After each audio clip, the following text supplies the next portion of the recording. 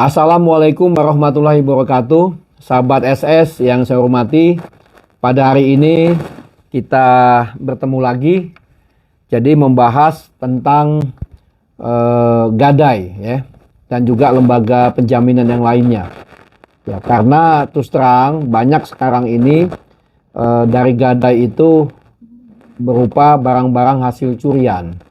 Nah, dalam kesempatan ini saya kehadiran advokat di Jakarta. Jadi rekan Ahmad Ruliansa, SHMH. Apa kabar, Pak Ruli? Baik, Pak Safran. Ya. Nah, jadi mungkin banyak yang ingin ditanyakan oleh Mas Ruli ya. Saya panggil Mas saja. Terkait dengan gadai maupun lembaga jaminan yang lainnya. Ya, silakan Pak. Baik, Pak Safran. Kebetulan juga di depan saya ini udah ada KUHP ini. Jadi begini, Pak Safran, sekarang ini sebelumnya saya terima kasih banyak sempat kita kuliah hukum lah Pak, saya hitung Mbak ya. Artinya kita sempat mengulas dan belajar hukum kembali terkait pasal dalam hal pencurian nih Pak. Tapi modusnya di sini artinya kronologinya adalah sekarang ini kan lagi marak nih Pak. Gadai, artinya bukan penggadaian yang sifatnya dari BUMN Pak. Sekarang ini lebih marak yang pihak swasta, itu banyak sekali. Artinya terima gadai, bahkan besar sekali bannernya itu. Nah, artinya kan banyak juga masyarakat di bawah ini Pak bertanya-tanya tentang kedudukan hukum dan perlindungan bagi mereka Pak. Misal begini Pak, artinya dalam suatu case ada seseorang menggadaikan, saya katakan seperti laptop gitu Pak. Mungkin kita kasih kisaran angka 10 juta lah laptopnya.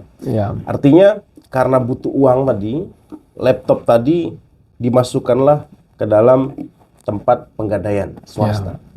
Kemudian di appraisal lah harganya, kita katakan misalkan dapat harga pinjaman 2 juta. Nah, di dalam proses gadai tersebut, bunga dan lain-lainnya itu dipotong di awal Pak. Artinya si penggadai ini yang menggadaikan barang ini mungkin hanya menerima uang 1,5 juta. Sisanya itu adalah bunga dan potongan. Nah, menurut dalam kasus, pertanyaan saya ke Bapak adalah bagaimana proses gadai tersebut Pak di penggadaian? Apakah itu memang sudah sah? Ataukah memang itu sudah diawasi oleh otoritas tertentu? Ataukah memang sudah layak? Menurut Bapak seperti apa? Iya, baik. Jadi kalau kita lihat gadai itu sebenarnya diatur di dalam KUH Perdata, Kitab Undang-Undang Hukum Perdata. Ya. Jadi kalau kita lihat di lembaga penjaminan di dalam KUH Perdata, itu di samping gadai itu untuk benda-benda bergerak ya. Kalau dulu juga ada yang namanya hipotek. Nah, sekarang sudah diganti dengan hak tanggungan. Jadi hak tanggungan itu terkait dengan benda-benda tetap, seperti rumah, tanah, termasuk juga mesin yang melekat di pabrik, kapal yang di atas 200 meter kubik, itu hak tanggungan. Nah, kalau benda-benda bergerak, sekarang ini yang lebih ngetren, lebih banyak diminati, ya sebenarnya fidusia. Fidusia itu, kenapa muncul lembaga fidusia? Itu diatur, ya, karena ini kan baru ya, semenjak zaman reformasi. Karena fidusia itu orang menjaminkan barangnya, barang bergerak, itu masih bisa dipakai. Jadi kalau dia umpamanya motor untuk ngojek, buat jadi ojek, ataupun mobil jadi taksi, kalau dulu, kalau digadaikan, nah itu apa namanya, motor atau mobilnya ditahan. Sekarang tidak, cukup BPKB. Nah, keuntungan lagi di fidusia itu dia bisa didaftarkan. Jadi mempunyai hak eksekutorial, hak preferen. Jadi kreditur itu atau pihak pembiayaan, finance ataupun bank, dia punya hak eksekutorial. Nah, tapi di dalam praktek yang ditanyakan Mas Ruli tadi mengenai gadai, memang ini saya lihat sangat marak sekali, ya, sangat marak sekali. Kenapa marak? Karena masyarakat kita itu kan pengennya simple. Betul. Ya, pengennya itu cepat. Jadi hal-hal yang nilainya mungkin ya di bawah 2,5 juta ya.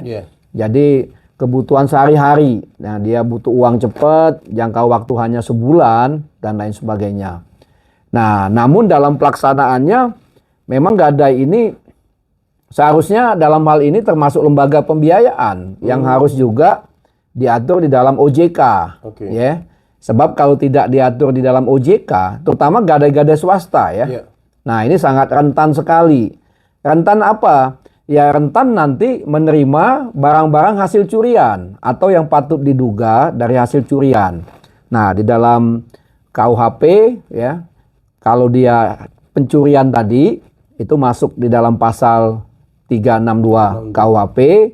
Nah, sementara kalau dia katakanlah menerima atau patut diduga menerima barang-barang hasil curian atau patut diduga merupakan tindak pidana dengan mencari suatu keuntungan, itu masuk ke dalam 480, yaitu penadahan. Nah, jadi inilah yang harus kita hati-hati, ya. Jadi hati-hati. Nah, makanya kita harus lebih mengawasi, ya, lebih mengawasi terkait dengan barang-barang yang digadaikan, supaya nanti jangan sampai banyak masyarakat yang barang-barangnya dicuri terus digadaikan. Jadi seperti itu. Oh gitu. Nah inilah Pak, dari menurut yang Bapak terangkan tadi kan artinya banyak nih muncul suatu delik pidana atau unsurnya terhadap proses tersebut. Karena gini Pak, di era milenial ini Pak, proses administratif tadi dipermudah. Ya. Contoh yang lebih marak, yang ini di luar konteks kita, pinjaman online. Kalau Ya. dulu pinjaman ke bank kan ribet nih Pak. Ya. Sekarang itu dipermudah, cukup KTP dan lain-lain. Begitu juga Pak terkait gadai swasta ini Pak. Ya. Artinya cukup mereka hadir, kemudian kasih barangnya dicek bagus, di appraisal, kemudian dicairkan uangnya dan dipotong di awal. Ya. Nah, pertanyaan saya Pak, kalau seandainya Bapak tadi sampaikan itu sudah diawasi oleh otoritas jasa keuangan. Ya. Artinya kan ini juga ada suatu celah hukum, Pak. Seandainya barang tersebut barang curian, bagaimana terhadap perusahaan gadai swasta tadi, Pak? Ya. Ya, jadi memang perusahaan gadai seharusnya harus mempunyai sama seperti perbankan ya. Dia harus mempunyai prinsip kehati-hatian. Oke. Ya. Prinsip kehati-hatian itu kalau di perbankan tuh 5C ya. Jadi harus melihat dulu. Pertama kalau ada orang yang menggadaikan barangnya, itu harus dicek apakah benar barangnya itu milik yang bersangkutan. Atau kalau dia bukan miliknya, apakah benar dia itu mendapat kuasa. Sebab kalau kita lihat di dalam pasal 1150 KUH Perdata, ya, saya bacakan di sini ya. Apa adanya, gadai adalah suatu hak yang diperoleh seseorang berpiutang atas suatu barang bergerak. Ya, bergerak ini ya seperti barang elektronik, laptop, ya, HP, ya, yang gampang sekali saya kira untuk digadaikan ya. Yang diserahkan kepadanya oleh seorang berhutang atau oleh seorang lain atas namanya, tadi yang saya katakan pakai kuasa. Dan yang memberikan kekuasaan kepada si berpiutang itu untuk mengambil pelunasan dari barang tersebut secara didahulukan daripada orang-orang yang berpiutang lainnya dengan kekecualian biaya untuk melelang barang tersebut dan biaya yang telah dikeluarkan untuk menyelamatkan setelah barang itu digadaikan, biaya-biaya mana harus didahulukan. Nah, jadi di sini ya jelas dikatakan bahwa barang itu harus menjadi kepunyakan. Jadi harus dimiliki atau menjadi atas nama yang memberikan kekuasaan atau yang memberikan kepada si berpiutang, yaitu kreditur atau pemilik gadai. Jadi caranya bagaimana? Ya kalau dia benda bergerak, kita harus melihat dulu kwitansi pembelian. Wajib itu Pak ya? Itu wajib. Nah ini memang saya kira di OJK sudah diatur ya. Ada aturannya bahwa harus wajib dilihat kwitansinya. Apakah benar si katakanlah laptop itu milik si pemberi gadai. Nah itu yang harus dicek. Ya. Kalau itu umpamanya tidak dicek, Nah, ini harus diadakan pengawasan. Jadi patut diduga bahwa si pemegang gadai dalam hal ini bisa melakukan suatu penadahan yang diatur di dalam pasal 480 ya KUHP. Oke. Nah, ini juga hati-hati. Ini ancamannya 4 tahun 4 ya. tahun. Iya. Nah, jadi seperti itu. Jadi begini Pak, misalkan dalam satu case yang saya pelajarin ini Pak ya, khususnya dalam perusahaan X lah, perusahaan gadai swasta, apabila kita menggadai ini Pak, mereka itu mengasih waktu tenor itu hanya 1 bulan. Kalau Ya. dalam 1 bulan itu misalkan tidak diperpanjang dengan ada biaya lagi perpanjangan, atau misalkan tidak ditebus, dilunasi yang digadaikan tersebut, maka barang tersebut akan dilelang. Ya. Nah, dalam satu kasus, Pak, apabila ternyata barang tersebut adalah hasil dari pencurian, sedangkan di satu sisi barang curian tersebut sudah dilakukan lelang, bagaimana menurut Bapak Ya. pandangan hukumnya? Iya, ini ada 2 sisi ya. Iya. Sisi pertama adalah di dalam barang yang digadaikan. Iya. Tadi harus jelas. Jadi barang yang digadaikan itu seperti yang diatur di dalam pasal 1150 KUH Perdata, itu harus dipastikan itu pemiliknya siapa. Jadi jangan sampai pemberi gadai ini pemiliknya nggak jelas atau belum tahu. Ya, jadi memang harus dipastikan bahwa pemiliknya benar-benar yang memberikan gadai itu atau yang mendapat kuasa itu jelas. Iya. Nah, ngelihatnya bagaimana untuk benda bergerak? Memang benda bergerak ini beda dengan benda tetap. Iya. Atau umpamanya kendaraan bermotor, itu lebih enak, ada BPKB. Mm-mm. Nah, dilihat dari pertama kwitansi pembelian. Itu harus kita cek. Kalau dia masih ada kardus, kotaknya, itu lebih bagus. Iya. Nah, kita tidak hanya melihat apakah laptop itu ataupun HP ya, itu masih hidup atau enggak, bisa dibuka atau enggak. Nah, itu milik siapa? Nah, itu harus dipastikan. Nah, yang kedua, kalau itu mau dilelang, ya jelas yang namanya pejabat lelang itu wajib juga untuk mengecek keabsahan. Oke. Nggak boleh asal main lelang. Oke. Iya, harus dicek. Jangan sampai melelang. Melelang itu artinya menjual. Iya. Jadi di dalam jual beli, ya jelas kalau jual beli itu harus objeknya itu halal. Iya. Nah, kalau objeknya hasil pencurian, berarti objeknya nggak halal. Nah, ini juga perbuatan itu bisa batal demi hukum. Iya. Nah, cuman masalahnya sekarang ini, karena ini ada hal-hal yang nilainya kecil, nah itu kadang-kadang menjadi kesulitan masyarakat. Apalagi masyarakat kita banyak takut untuk melapor. Iya. Jangan-jangan nanti kalau melapor hasil gadai ya dengan dia melaporkan itu jauh lebih mahal. Betul. Nah, jadi itu menjadi hambatan. Ya.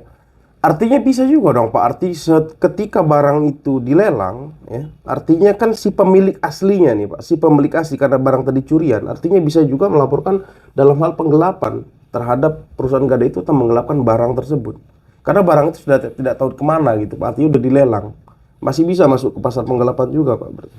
Iya, saya kira ini bisa masuk ke penggelapan karena barang itu sudah dijual ya, dijual. Lelang itu kan jual beli. Iya. Lelang itu jual beli. Jadi diatur di dalam peraturan Menteri Keuangan ya terkait dengan lelang. Iya.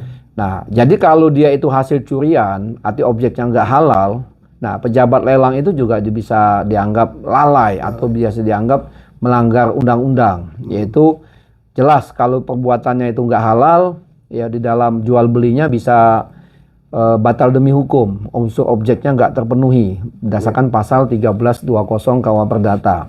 Nah, dari segi pidana itu bisa dapat juga dimasukkan penggelapan. Iya, karena yang dilelang itu adalah milik bukan milik pihak yang pemberi gadai. Iya.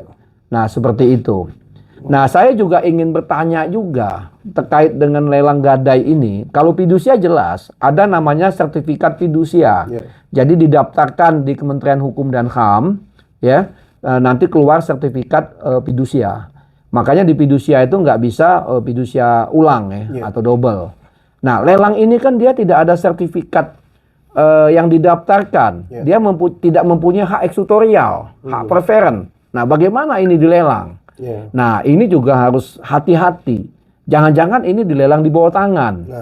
Nah, makanya nanti perlu dari OJK untuk melakukan pengawasan. Termasuk juga kalau menurut saya dari kepolisian juga jangan sampai nanti celah-celah ya, celah-celah dari karena ini tindak pidana ringan ya, tipiring kan. Nah, ini menjadi celah dari pemilik gadai untuk melakukan. Dia nggak urusan barang itu mau hasil curian, mau ada bukti atau tidak. Yang penting ini diterima gadainya. Dia mendapat keuntungan karena tadi kan potongannya sudah dipotong di depan. Nah, kalau 1 bulan dia tidak perpanjang, itu dilelang. Seharusnya tidak langsung dilelang. Jadi harus ada peringatan. Peringatan 1, bulan kedua, peringatan ketiga, bulan ketiga. Nah, baru setelah itu dilelang. Nah, tapi biasanya baru bulan pertama dilelang. Nah, disinilah perlunya ada lembaga pengawasan. Dari kepolisian juga, jadi mestinya dapat membantu. Ya. Kalau enggak nanti jadi bahan untuk suatu lembaga penadahan. Ya, ini hati-hati. Karena apa? Kalau umpamanya perbuatan tersebut dihalalkan, nanti banyak sekali orang ya terutama ya maaf umpamanya ada yang menjadi pembantu rumah tangga atau yang bekerja di suatu rumah atau kantor, dia dengan gampang mengambil laptop ataupun HP atau barang-barang bergerak lainnya untuk digadaikan. Nah, ini juga yang perlu diwaspadai. Jadi seperti itu. Baik Pak, kita bergeser sedikit ke arah keperdataan nih Pak. Ya. Karena pada saat pihak debitur maupun kreditur ya dalam gadai itu Pak, mereka ini disodorkan standard agreement Pak. Ya.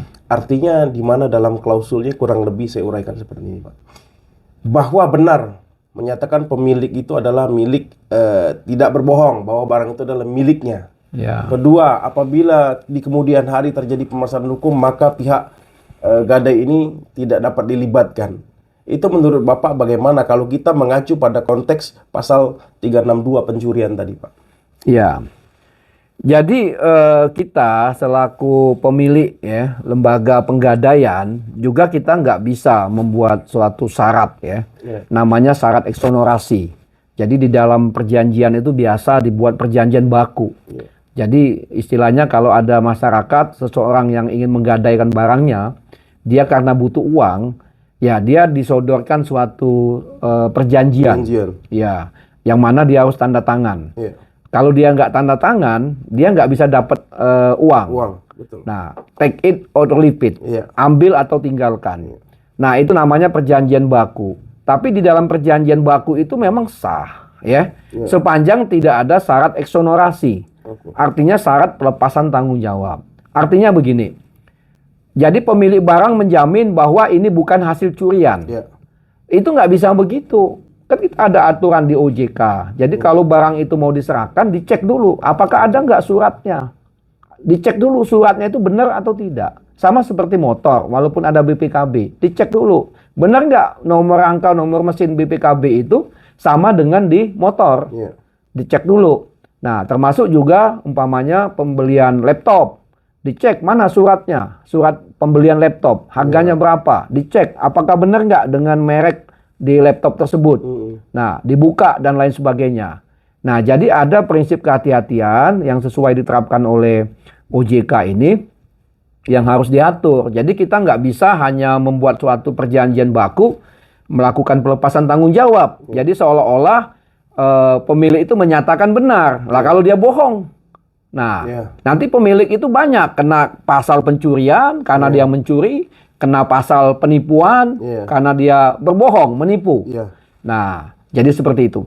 Nah, kalau pemilik gadai itu dia patut diduga, dia mengetahui itu hasil curian, buktinya umpamanya di dalam menerima barang gadai itu dia tanpa meminta bukti kepemilikan, seperti kwitansi umpamanya. Nah, ini patut diduga. Jadi seperti itu.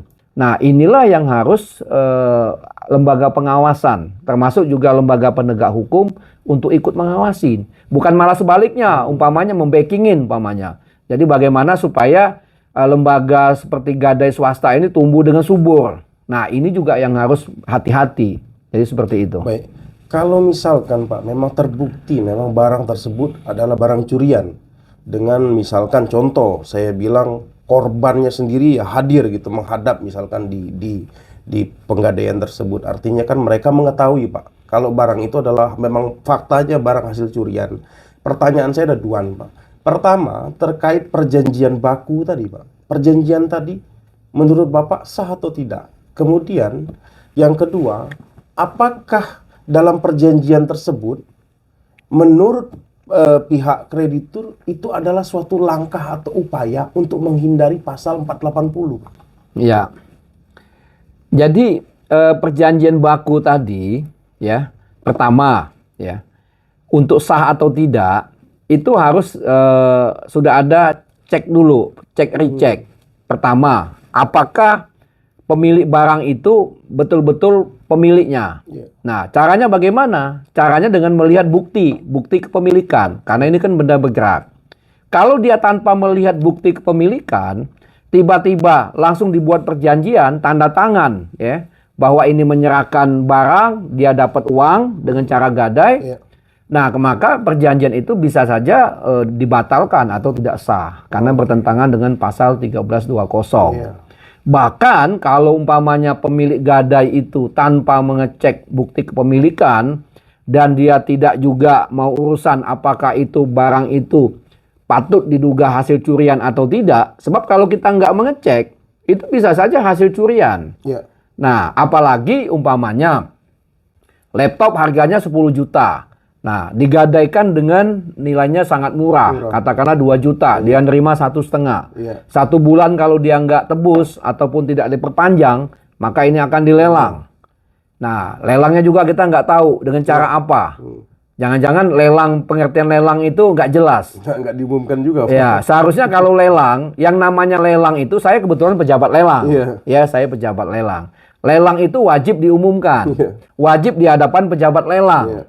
Wajib berdasarkan peraturan Menteri Keuangan terkait dengan lelang. Iya. Jadi nggak bisa walaupun lelang sukarela. Ada namanya risalah lelang. Iya. Nah, pemilik barang harus diundang, diberitahu Oke. bahwa barangnya mau dilelang. Iya.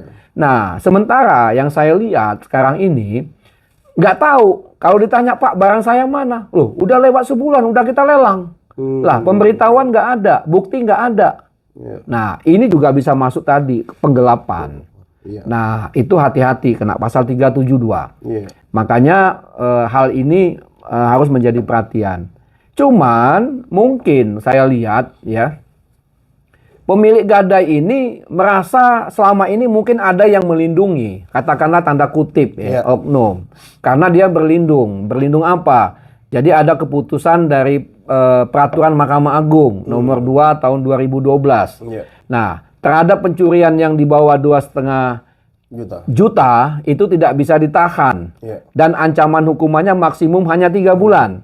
Padahal pencurian kita tahu di dalam pasal 362 Iya. ancamannya 5 tahun. Nah, sementara ini kalau di bawah 2,5 juta di samping dia tidak bisa ditahan, dia ancamannya maksimum 3 bulan. Nah, juga ada yang namanya perkap dari Kapolri ya, terkait dengan restoratif justice. Itu nomor 8 tahun 2001. Nah, jadi penanganan tindak pidana ini berdasarkan keadilan restoratif ya. Jadi tindak pidana ini tidak bisa diselesaikan secara pidana, tapi bisa diselesaikan secara musyawarah ya, baik pelaku maupun juga korban. Nah, ini juga saya kira agak hati-hati. Jadi celah-celah ini justru memicu sekarang menjamurnya lembaga-lembaga gadai swasta ini. Nah, sementara dengan kondisi sekarang masyarakat kita sangat membutuhkan uang. Nah, jangan-jangan ini juga nanti memicu untuk terjadinya pencurian di masyarakat. Nah, ini juga ya lingkaran setan ini yang saya lihat ya, ini harus betul-betul dipangkas, di stop dan juga diawasi oleh lembaga keuangan yaitu OJK. Jadi seperti itu. Artinya jangan sampai patut diduga nih, Mbak. Penadahan berkedok perusahaan gitu mungkin, Mbak ya. Ya, itu bisa juga, patut diduga juga. Iya, jadi seperti itu. Karena kan kalau apa yang dijelaskan Pak Safran tadi artinya kan rata-rata nih, Pak, rata-rata yang digadaikan itu saya rasa hampir 80% di bawah 2,5 juta. Iya. Artinya kalaupun itu terbukti hasil pencurian, kita proses juga bisa kita proses karena berdasarkan pasal 108 KUHP ya, setiap korban Iya. wajib bisa melapor, Pak. Betul. Namun kan faktanya kalau ancamannya itu hanya 3 bulan dan kerugiannya itu sudah ada perma yang Bapak jelaskan tadi, artinya kan percuma, Pak. Iya. Jangan sampai peluang atau norma-norma yang sudah dibuat ini, aturan sudah dibuat ini menjadi celah hukum, Pak, Ya. buat bagi perusahaan. Nah, Betul. saya sepakat dengan Pak Safran tadi, artinya mungkin Pak ada 2 institusi yang wajib betul-betul mengawasi, Pak. Pertama Ya. satu dari institusi kepolisian dan yang kedua Ya. dari institusi OJK. OJK. Nah, sekarang pertanyaan saya ke Bapak adalah bagaimana peran penting OJK itu, Pak, terhadap pengawasan? Karena jujur, Pak, dalam era kita katakan kita Indonesia ini kan baru mengalami pandemi yang luar biasa, Pak. Artinya Ya. semua orang secara finansial itu memang lagi anjlok. Nah, di satu sisi kebutuhan orang ini kan besar, Pak. Ya. Artinya banyak orang yang ingin menggadaikan, ingin melakukan pinjaman ke bank. Nah, sekarang ini muncul nih, Pak. Muncullah perusahaan-perusahaan ini yang bisa memenuhi, Ya. tapi dengan celah hukum yang berbahaya menurut saya. Ya. Nah, menurut saran Pak Safran, kira-kira bagaimana pembenahan dari OJK menurut sudut pandang Bapak Safran? Iya. Jadi lembaga OJK itu, Otoritas Jasa Keuangan ini, dia mempunyai suatu otoritas untuk mengawasi. Kalau dia di dalam pelaksanaan lembaga-lembaga pembiayaan, keuangan, termasuk gadai, perbankan, yang tidak memenuhi syarat dari yang ditetapkan oleh OJK, ya itu izinnya bisa dicabut. Oke. Ya, jadi itu nomor 1, dicabut. Ya. Nah, yang kedua, ini juga bisa diteruskan kepada lembaga penegak hukum. Kalau ini ada tindak pidana di sana, atau juga bisa melakukan gugatan. Ya. Nah, di sini memang harus ada peran aktif dari masyarakat untuk dapat melaporkan. Sebab di OJK itu ada yang namanya Lembaga Perlindungan Konsumen. Saya kebetulan juga suka diundang di sana untuk mengajar di Lembaga Perlindungan Konsumen di OJK. Jadi kalau ada pengaduan-pengaduan, ya silakan dilaporkan. Tapi yang jadi masalah sekarang, masyarakat kecil itu sulit untuk melaporkan. Pertama, dia nggak tahu. Ya. Nah, yang kedua, pikirannya kalau melaporkan tuh pasti biaya besar, apalagi di penegak hukum. Iya. Nah, inilah jadi peran dari penegak hukum maupun lembaga-lembaga seperti OJK ini, seharusnya bagaimana untuk dapat melindungi masyarakat. Ya. Nah, bagaimana supaya lembaga-lembaga tanda kutip yang saya katakan Pak Ruli tadi bisa menjadi lembaga penadahan ini. Iya. Nah, supaya ini dapat diberantas ya dengan melakukan penegakan hukum yang tegas.